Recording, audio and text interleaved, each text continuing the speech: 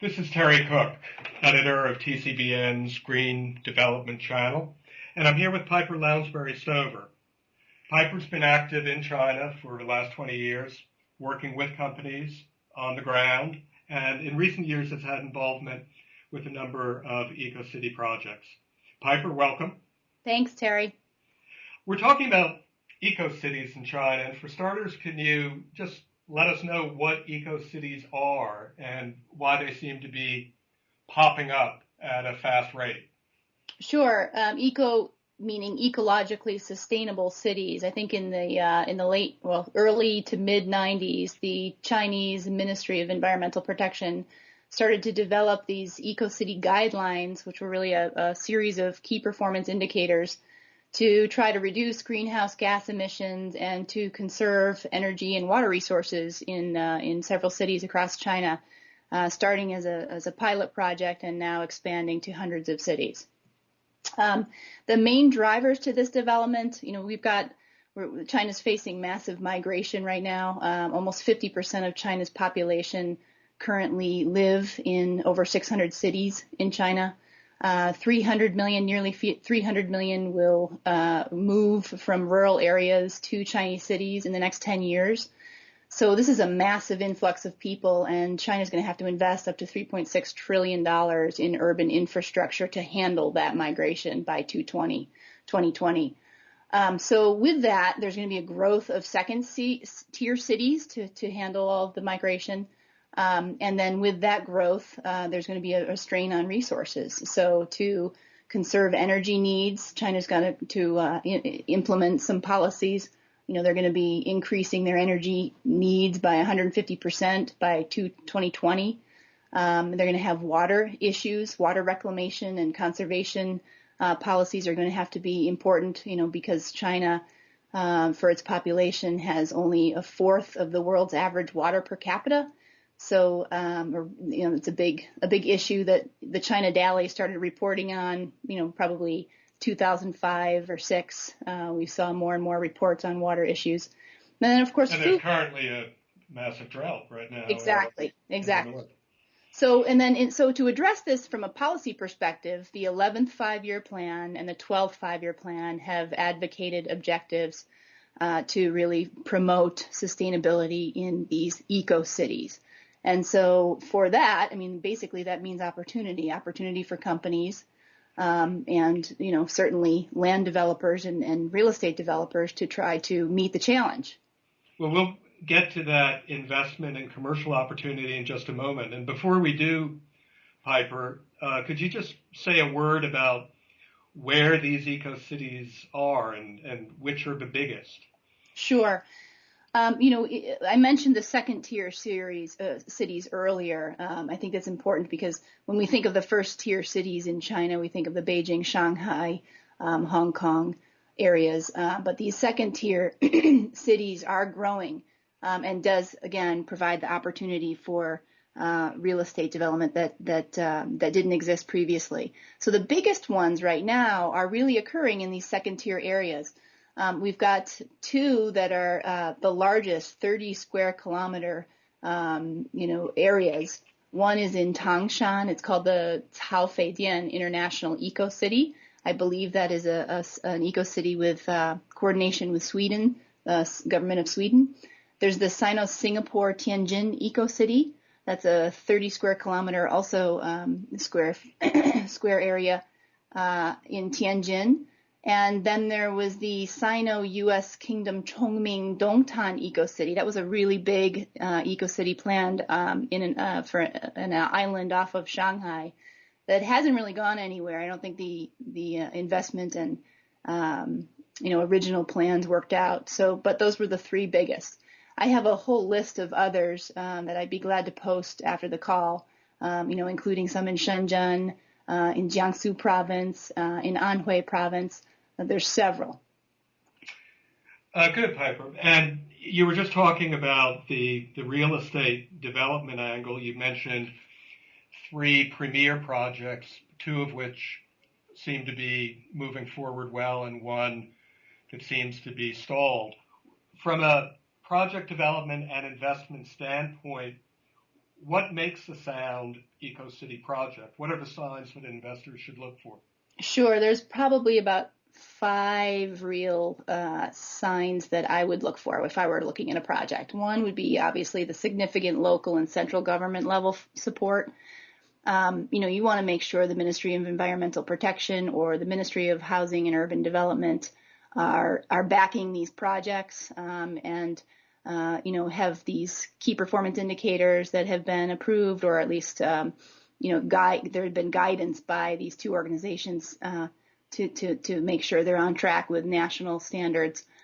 And then, of course, the land acquisition, that's important. You want to make sure that these projects are not encroaching on farmland or, other areas where, inhabitants are already living. And certainly converting non-arable wasteland has been, one way to look at utilizing land that has been underutilized. Just to clarify that one, Piper, there's a risk of, if the local government has misappropriated land, there would be a political risk attached to that. Certainly, Right. that's the key issue, but also it is a higher cost in some areas to move people. It's very, very costly as well. So for those two reasons, it's very important to find out how the land was acquired.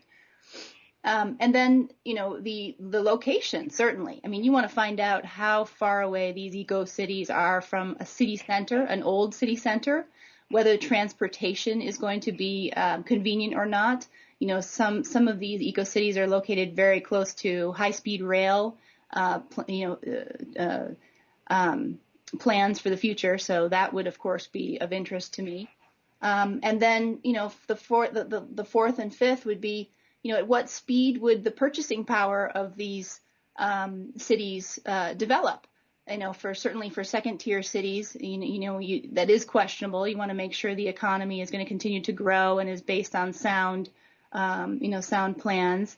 And the fifth would be competition in the same area. I mean, if you're a company and looking at either investing or moving into one of these eco cities, what is the competition around you, and what are other either cities nearby or counties doing to attract the similar type of industry or your own competitors? And good. Those are key points for an investor to keep their eye on. What about the opportunity more broadly for foreign businesses across the board to participate in and benefit from this trend of eco-cities throughout China? Sure. Well, certainly with an opportunity to either have a greenfield investment or a rehabilitation of some of these cities, there's opportunities for green building technology companies, green energy, renewable wind, solar, all sorts of different types of renewable energy technologies, water and waste technologies. So all of these eco-cities, if there's already 100 or 170 of these eco-cities popping up around China, imagine the opportunity for all of these technologies to get to each of those cities. So that's one area, products and services in the sustainability sector. The other would be finance and investment opportunities, for R&D and for startups. These are little, I could imagine, incubator, R&D facilities being established in some of these eco-cities, depending on the location in China.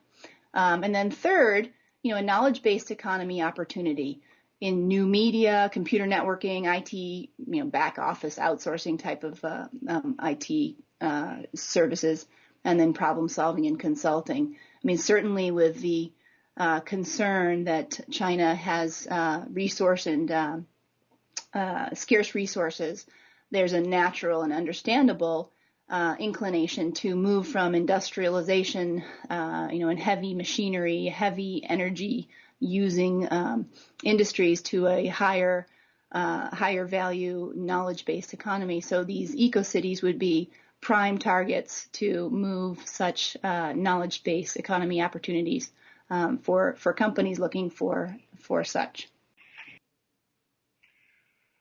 Piper, you've commented on the investment outlook and also the commercial opportunities. What about the durability of this trend in China from a business standpoint? Well, I would say that certainly we all understand that the policies, the top-down policies, either promulgated from the 11th or 12th five-year plan now, are very central to understanding where growth will happen, and that, obviously funding will be diverted to these eco-cities to make them a success. For sure, we can all trust in that. However, at the same time, we do need to think about the greater economy and how either the economy is doing at the local or regional level where these eco-cities are involved or located, but then also the national level.